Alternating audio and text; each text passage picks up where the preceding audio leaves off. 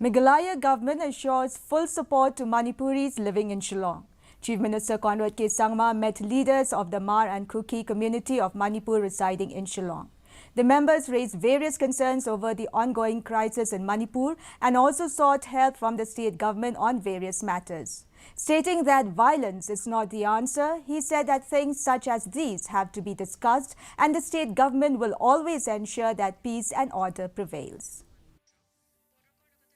Wherever the family members of anybody, any family members of any of the Kuki families or the families who are coming to Shillong to be with their family during these difficult times, if there can be any way the government can give support.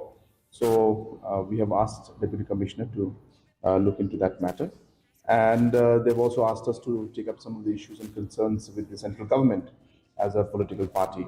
So those things also, I'll be going to Delhi soon. So whenever I get the opportunity, definitely I'll take up the matter. Animal Husbandry and Veterinary Minister A.L.